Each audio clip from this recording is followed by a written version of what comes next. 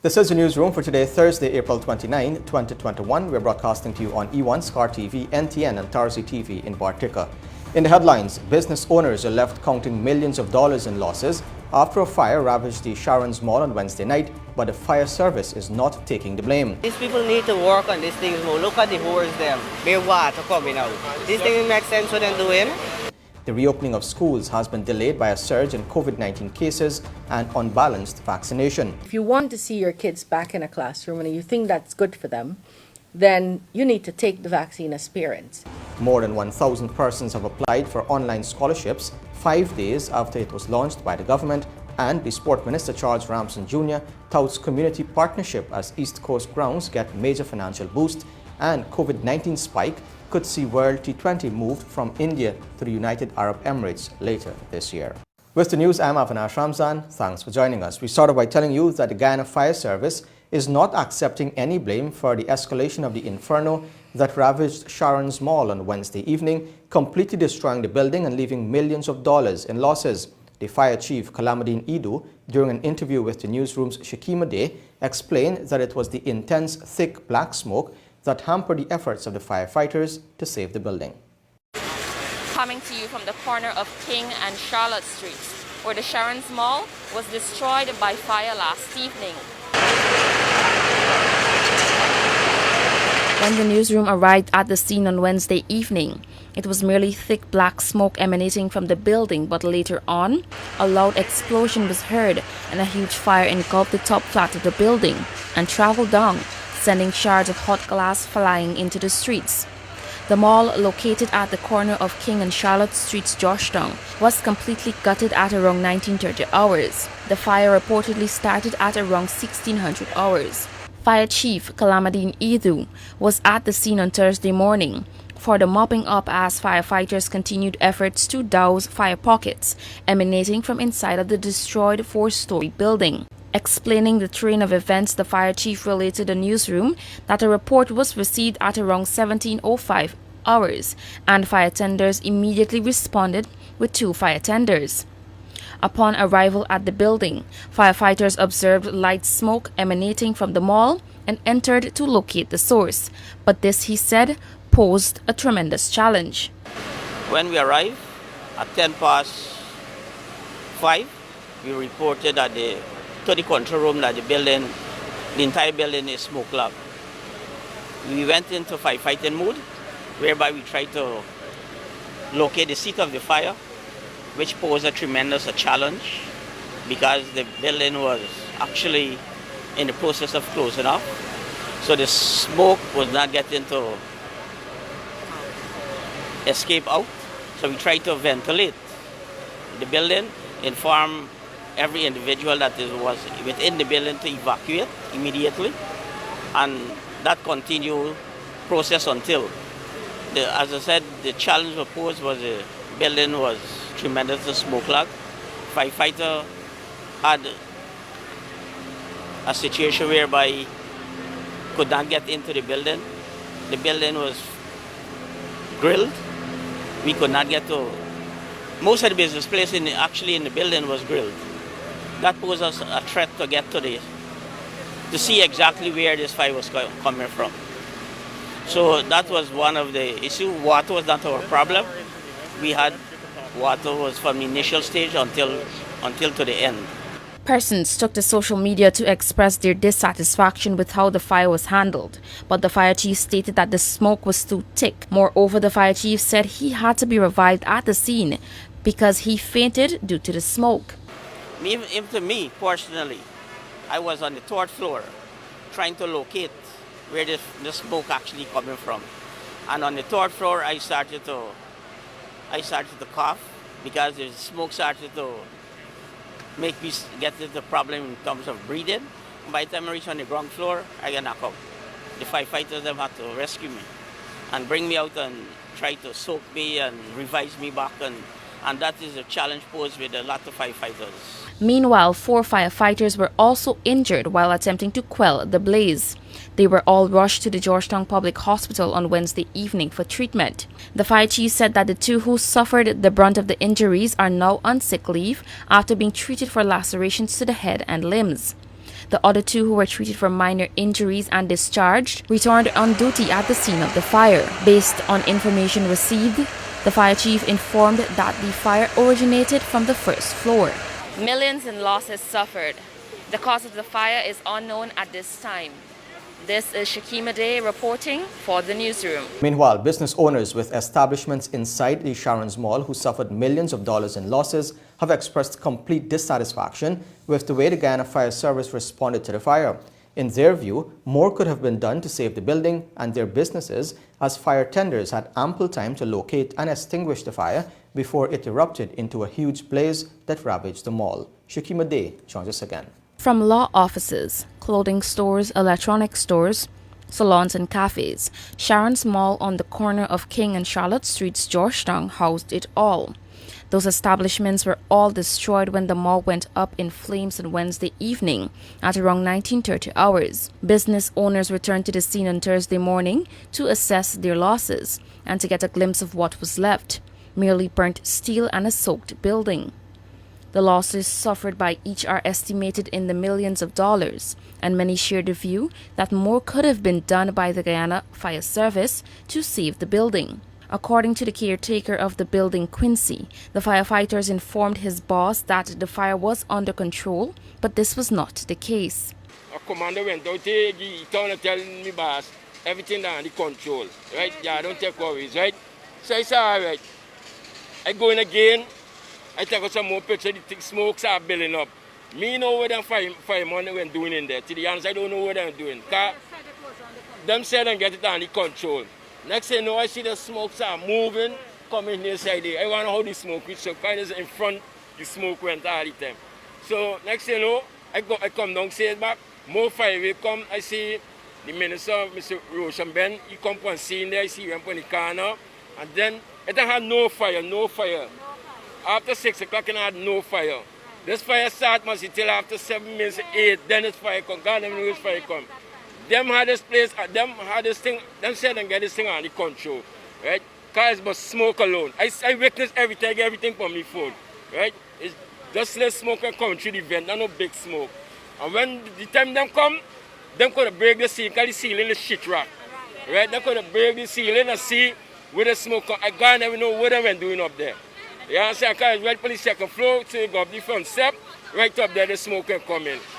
According to Justice of Peace Carol Sober, whose office was housed on the 3rd floor, most of the lawyers on her floor did not manage to salvage anything from the fire. They had extra thought. He didn't get to say nothing. He was with me. You get Mr. Anderson up in this building on the floor.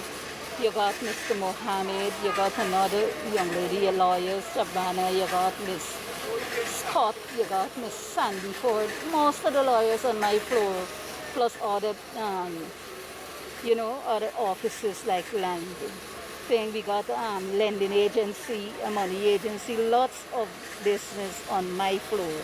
And the entire building, it's sad. Most people didn't get to say anything. Also suffering losses was Adrian Lamb. He owned an accounting office in the building and disclosed that all of his critical documents were destroyed. What are you feeling right now?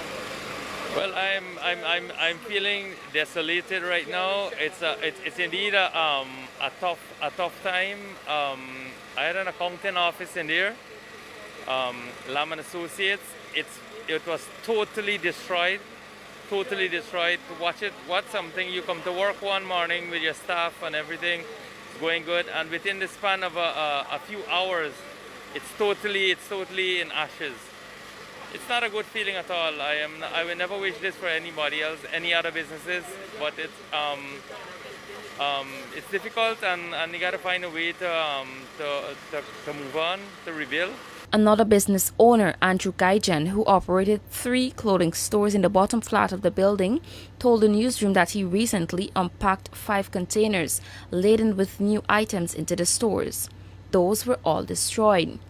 These people need to work on these things more. Look at the whores them. Bare water coming out. These things make sense what they're doing. What do you estimate your losses to be? Last we can't take 5 container goods we put in here the other day because the pandemic we got to load up because we're not getting goods. So 5 container goods we put out there. All we lost. There's 3 store burned down, nothing. What we gonna do? And the fire real them come when it had smoke, no fire, just a little bit of smoke. So why they couldn't broke up and go in and do something? According to reports, the cause of the fire is believed to be electrical in nature. Investigations are ongoing. For the newsroom, I am Shakima Day. The reopening of schools for face-to-face classes has been further delayed by the surge in COVID-19 cases locally and an unbalanced uptake of vaccination across Guyana, the Minister of Education, Priya Manichand, said on Thursday during a briefing on her Facebook page. For the month of May, we have been advised that at this point, given the numbers of both COVID infections as well as the rate of the vaccination process, that we will stay closed except for the classrooms that have already been open and have already returned to schools. So for the month of May, schools in Guyana will stay closed except for those classrooms that have already been reopened and have already been going back to school. At the end of May, I'm going to let you know what we will do in June. But I want you all again to know that if you have an interest in having our schools open, then you have to have an interest in making sure as many people as you can take the vaccine, because that's the only way we're going to change the picture of COVID. If you want to see your kids back in a classroom and you think that's good for them, then you need to take the vaccine as parents. If as teachers you're concerned about your children being out of school for so long, you need to take the vaccine as teachers. And so I'm appealing to all to let sense prevail and to use the opportunity provided by this government to get vaccinated. Aside from the delayed reopening of schools, the COVID-19 pandemic has already forced the Education Ministry to take the decision to cancel the grades 2, 4 and 9 assessments along with the ministry's placement examinations this year.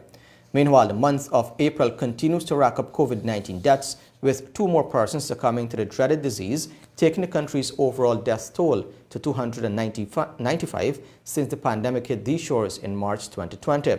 The latest fatalities are 2 females, a 63-year-old and a 59-year-old from Region 3. They both died while receiving care at a medical facility on Wednesday, April 28. April is recorded as the deadliest month for COVID-19, with 62 deaths for the month alone. Previously, October 2020 was the deadliest month with 44 deaths. More than 1,000 persons have applied for online scholarships 5 days after it was launched by the government, and the health minister says there is no need to get a COVID-19 test before getting vaccinated, says the newsroom. Guyana's Customs Anti-Narcotics Unit, CANU, in collaboration with the Surinamese police, intercepted and seized 902 kilograms of cocaine at Tafelberg, Suriname. According to Surinamese media, the intercepted drugs were being transported from Tafelberg in Suriname's interior to the capital city, Paramaribo. CANU, in a statement, noted that the seizure was as a result of close and intensive cooperation with the Surinamese authorities and other partner countries in the fight against organized crime, particularly trafficking in narcotics. The inter-country collaboration, according to the unit, is part of the government's multifaceted approach to suppress and ultimately eliminate the scourge of drug trafficking in Guyana. More than 1,000 persons have so far applied for the Guyana Online Academy of Learning, that's the GOAL scholarships, being offered by the government of Guyana less than a week after it was launched. Accompanied by First Lady Arya Ali and the Minister of Education Priya Manichand, Minister of Public Service Sonia Parag launched the initiative on Friday last in Region 6 and has since been fanning out across the country with her cabinet colleagues to get persons to apply. Kurt Campbell has our story. And this is something that we know that there is a gap in the hinterland, and we know there is a gap in Port Kaituma, and we're encouraging you today to take this opportunity and use it wisely. We're also asking you to let your friends, family, neighbors, community, everyone and anyone who may be eligible to apply. Do not let any negative thoughts enter your mind. Do not let any negative whispers have any influence over you. Because this is a bold move by the government, and it is because the President realizes that this is something that we can have as our most valuable asset. That is the development of human resource, which is you. That was Minister of Public Service Sonia Parag as she wrapped up the two-day outreach to Barima Waini Region 1. She was joined by Minister of Housing and Water Colin Crowell. The minister said the outreach to the region is one of several planned to the hinterland to ensure that the people are informed about the scholarships and that they are given an opportunity to apply. Guyana Online Academy of Learning was established by the Ministry of Education, and it was established with you in mind. It consulted, Professor, Minister of Education, consulted with various universities to offer you the courses that we're going to show you today. And these, Professor already said the 5 universities that they are being offered from. And you have certificates, diplomas, degrees, masters, PhDs. What is even more is that this package is unlike any you've ever seen. And that is, you could be 16 years, 17 years when you finish high school, and you can apply for this. You can be 30, you can be 40, you can be 45, you can be 50, and you can apply. There is no upward age limit at all. There is also nothing to bind you or to tie a string to you to the government. So there is nothing restricting you. Minister Parag and her team interacted with the applicants and helped them to register for programs of their choice. Meanwhile, in his address, Minister Crowell urged the residents to capitalize on the opportunity to learn. He noted that obtaining education is one way of reducing the gap that exists between the coastland and the hinterland, and he urged persons to become ambassadors of the initiative so that others could benefit. On Tuesday, Minister Parag and a team comprising Goal Director Dr. Jacob Opadeyi, Region 1 Chairman Mr. Brentnell Ashley, and regional officials engaged Matthews Ridge residents on the scholarships. Several of the prospective scholarship awardees expressed gratitude for the initiative, which was spearheaded by President Irfan Ali. Health Minister Dr. Frank Anthony has highlighted that there is no need for an individual to get a COVID-19 test before visiting a vaccination site to get immunized with one of the 3 COVID-19 vaccines used in Guyana. He said this during his daily COVID-19 update on Thursday. You don't need to go and get a COVID-19 test before the vaccine. However, if you have typical signs or symptoms of COVID-19, like a cough, fever, these flu-like types of symptoms, you have lost your taste or smell, then those are typical signs of COVID.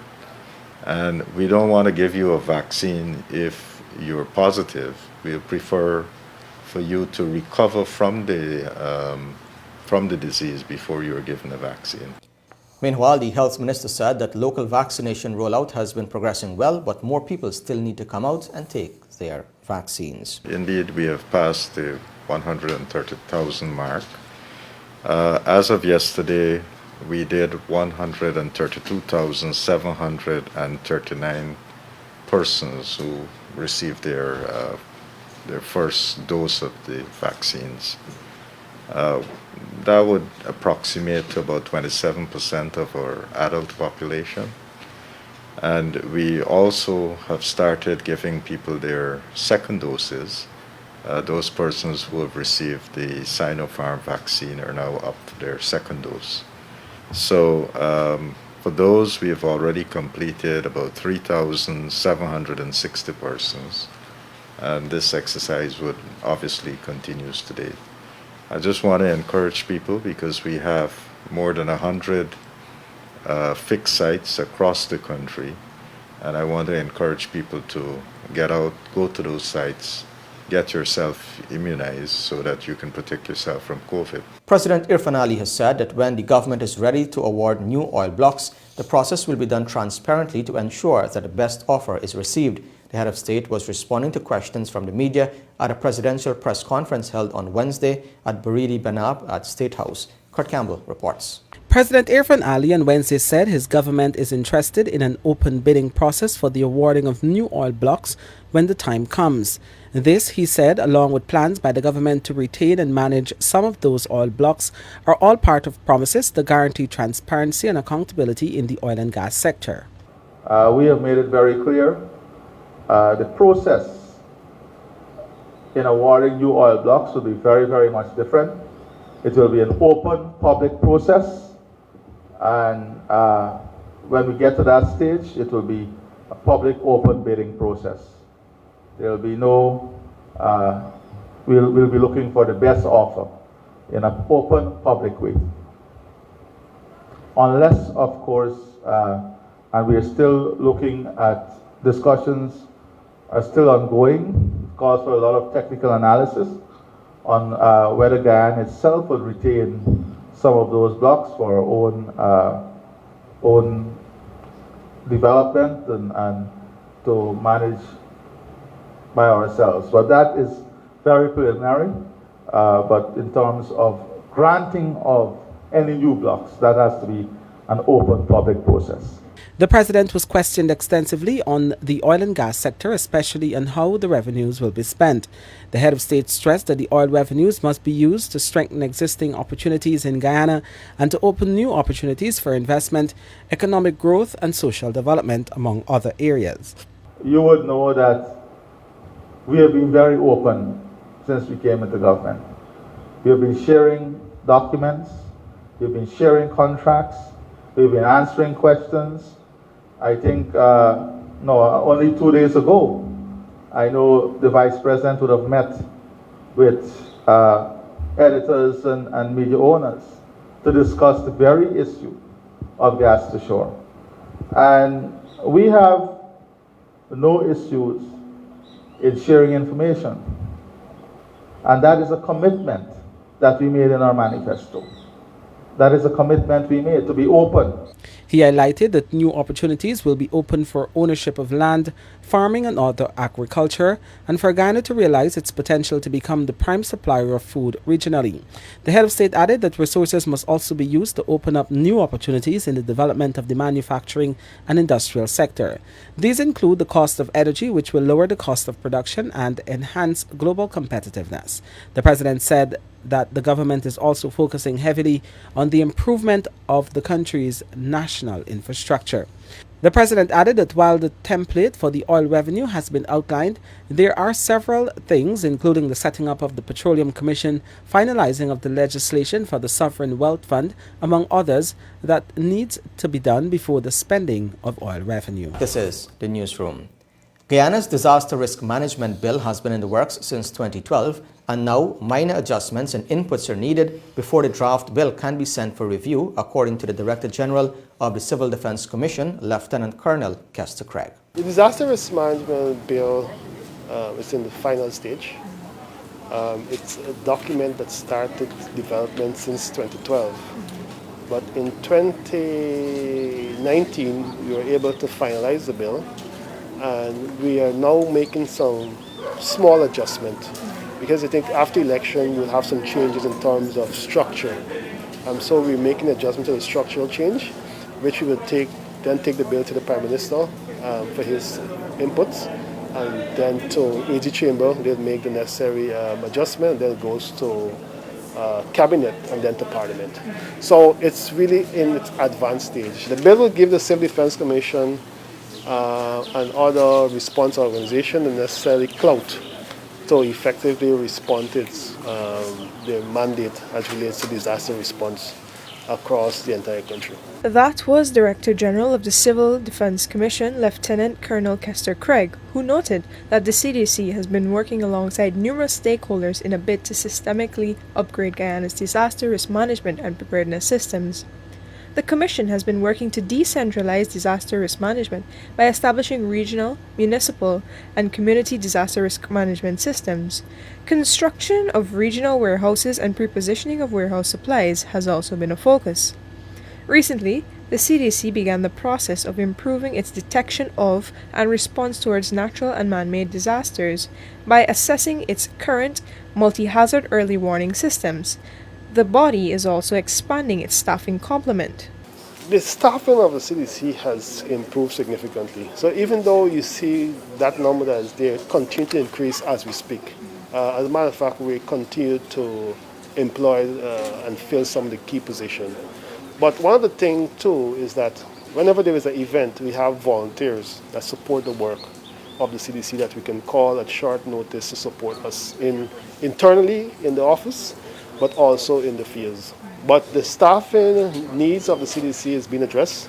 As a matter of fact, in the presentation too, we've highlighted that we have revised the structure And what the figure that you see reflected there is this figure for the new structure. The older structure had less staff, and we had full complements to deal with the older structure. The new structure now, which caters for a broader mandate, as you recognize, we respond to oil spill, we respond to drought, we respond to flood, we respond to health issues, we respond to all across all 10 administrative regions. It demands more, and that's why we restructure, and we've identified the need for additional staff.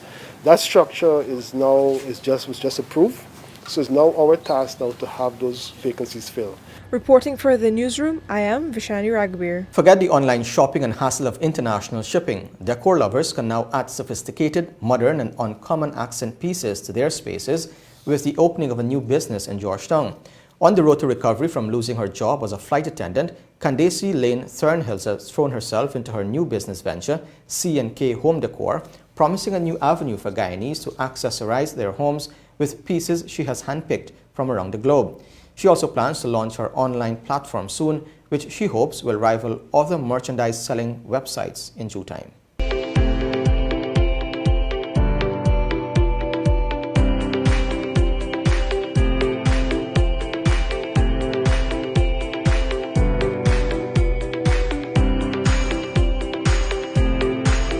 Hi, my name is Candace Lynn Turnhill, the founder of CNK Home Decor, located at 6 Hibiscus Craft Plaza, GPO building site. Also recently inside of the GPO building. CNK Home Decor started in October 2020, which was kind of a challenging time for me as the pandemic had just hit. I was also still emotionally recovering from parting ways with my previous job as a flight attendant, and generally just dealing with the basic everyday challenges of life. I was basically in an uncomfortable space, and that's practically where growth should take place. Here's my story. All of my items are globally sourced. I'm originally known for traveling a lot, and so I would have been connecting myself with a lot of different persons in different countries and so on. So the idea behind CNK Home Decor was to bring something unique from each country into the country of Guyana. So, you know, for persons who may have like aspirations of going to somewhere like Paris or Russia or somewhere in Europe, somewhere in wherever it is that you have aspirations in traveling to, you can actually have a piece from that place in your home and give you the inspiration you need to finally visit wherever that country may be. So my intention is to have a little bit of every country located in my store. I consider most of my items unique because they're not pieces that you could easily find in Guyana. You know, usually when you want a nice accent piece for your home, you have to go online and order it, and that takes approximately 3 to 4 weeks, maybe a month and a half to get here. But the idea behind CNK Home Decor is so that you can access these same items immediately in store. The second location was necessary because our customers were asking for more items, they wanted a wider variety, and the space that I originally started to operate in, it's a small cute shop, but it was too small. And so this new space was available, and I said, you know what, why not? Growth is a must in any business, and so I took the opportunity, and here I am. CNK Home Decor is all about evolving because we have a motto that says, as you evolve, your home should too. And so we're looking to taking our business to an online space where you could go online, view our products, see prices, order, and you can even have your items delivered to you same day. So we're trying to bring that into the market very soon. So we all know Mother's Day is around the corner, and so we're catering for all the amazing mothers we have out there. We have this special selection of mug. It says Queen of Everything because we believe that mothers are genuinely the queens of everything. Mothers do everything. And so we have this mug specially imported for Mother's Day. We have them in all sorts of colors. So you can grab this beautiful piece for your mom if she's a tea lover right here at CNK Home Decor. We also have quite a few more pieces, but you could find more information on our Facebook or Instagram page. Our vision here at CNK Home Decor is to bring unique accent home decor pieces into your home, because we believe that as you evolve, your homes should too. Much love and light.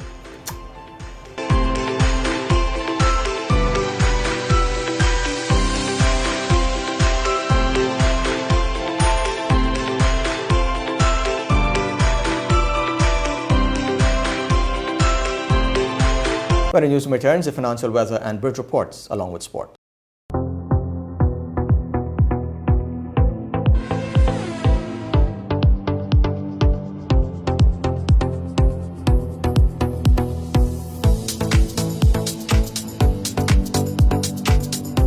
Welcome back to Newsroom. Now for a look at what's happening in sport. We're starting off with some developmental news. Community grounds in Buxton, Enterprise and Success have been allocated 10 million Guyana dollars each by the Ministry of Culture, Youth and Sport for enhancement works. The Minister, Charles Ramson Jr., visited all three East Coast Demerara grounds on Wednesday afternoon, where he made the revelation to the administrators. Hakeem Green made the rounds with the Minister and filed this report. This follows allocation for similar works to grounds on Essequibo Coast and in Berbice recently. The Buxton Community Centre ground would have already benefited significantly with regards to refurbishing of stands and improving the outfield. The Minister explained that expenditure for the first half of the allocated sum will go towards the purchase of 8 50-foot concrete poles for the mounting of lights at the ground. Buxton is now becoming a far more important part of the ministry's program. So because it is, and because of the last time that I was here, I took this report back of the condition of the ground, back to the President, the Vice President, and the Cabinet, and the Government of Guyana. And I'm here to announce that I'm going to be giving the ground of Buxton another $10 million now. More money! With this money, I want you to know as well that we want this ground to become far more accessible to the people of the community, to Buxtonians. We want them to be able to use this for more than just playing sports. We also want them to be able to use it at nights as well. We want you to be able to host very good football and other sporting activities. The sports minister indicated that through partnerships with the Guyana Football Federation, they will look to roll out programs for the community, which could be linked to the ministry's plan for an elite training program. Additionally, he said he had consultations with the ministers from the Public Works Ministry for the paving of the access road to the ground. At Enterprise, the minister expressed delight that administrators have begun to do restoration works with the initial assistance given last year. They will also receive a lawnmower to aid in the maintenance of the outfield. Over the Success ground, the first major project will be the construction of a galvanized chain link fence, followed by refurbishing of the washroom and stands. The minister said they will look to install lights and benches on the ground for it to be a user-friendly facility, given its location in the community, allowing for all persons to access it for recreational purposes. He further promised to return cricket gears. After following the procurement process, Ramson Jr. promised that over the next few days, funds will be available and further progress will begin to show in the coming weeks. For the newsroom, Hakeem Green. Meanwhile, the Sport Minister Charles Ramson Jr. is confident that once the ground enhancement works are completed at the various grounds countrywide, it will spark greater interest within communities, which will ultimately pave the way for partnerships to foster maintenance of the improved facilities. The minister's comments came on Wednesday after he allocated $10 million each to Buxton, Enterprise and Success for ground enhancement. He was questioning how these facilities will now be maintained given the new amenities set to soon be installed. One of the reasons why I've said we want to make it more community friendly and welcoming to the community, and that people have more accessibility and ease of use, is because we want more activity to be here, right? The reason why we want more activity to be here is because it means that when people come here, they're also bringing their energy, their ideas, their resources, their collective effort, their ideas of how they're going to be able to make this ground better and work. And when people see that there is a start and that there is progress happening, they want to be a part of it. And once they know that there is something that is moving in the right direction, they want to help to push it in that direction too. So that's one. Two, we're also going to give them the equipment too. So a lot of these grounds, we've already started to donate some equipment to various grounds, about slashers and brush cutters and driving lawnmowers. Some of these grounds are going to get that too. This ground in particular, I know, would get one too. According to the minister, since taking office in August 2020, visiting these community grounds and making the assessment has been a great revelation. It's been a revelation to me. You know, I growing up in Georgetown, you don't really have the same kind of connection to a community ground as you have, let's say, to a sports ground. So, for example, most people would go and play sports, and there's a sporting association connected to that facility. So you would have a connection to that sporting facility or to that sports association. But for community grounds, you, having gone around and really get to assess how important it is, you can really tell that community grounds have a very serious and profound meaning to people within that community.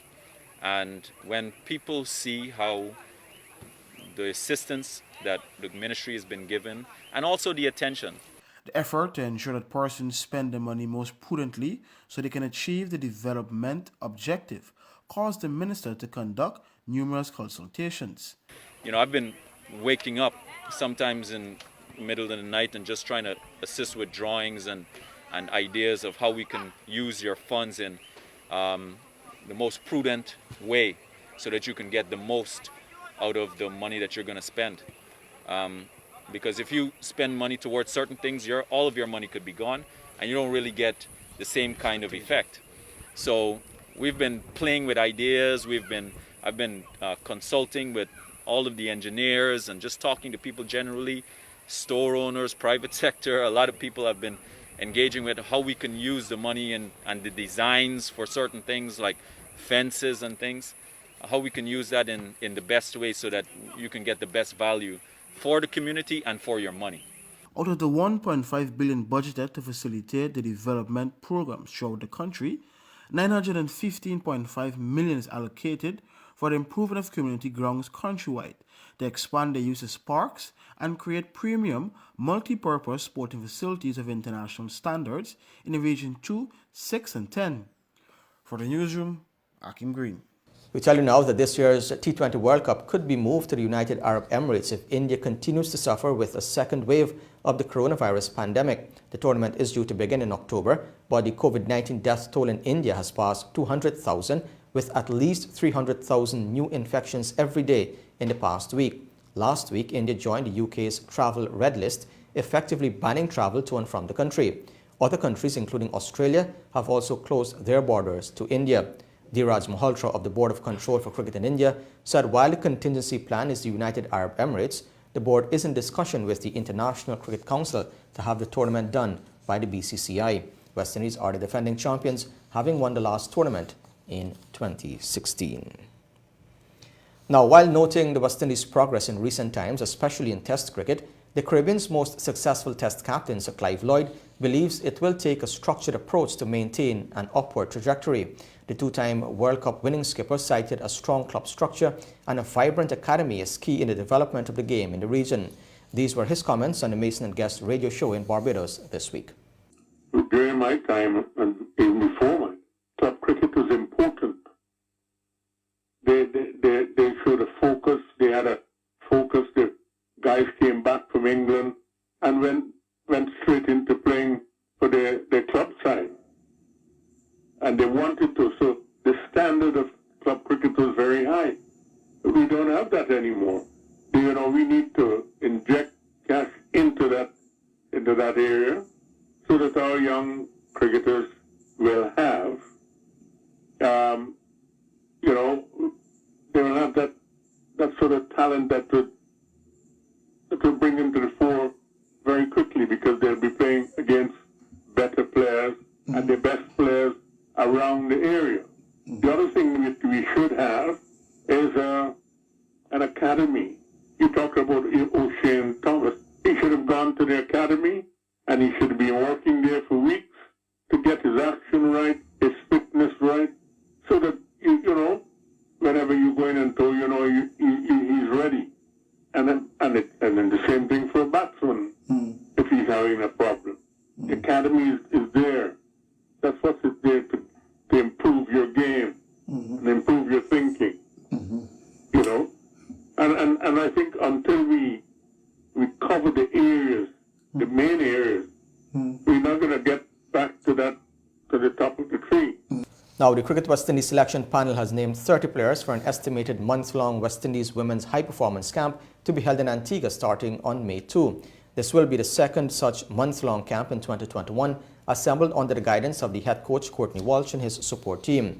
With the ICC Women's World Cup qualifiers now rescheduled for December, Walsh has devised a program to maximize team preparation ahead of the international cricket calendar and the qualifiers later in the year. He spoke about the upcoming camp on the Mason and Guest radio show in Barbados this week.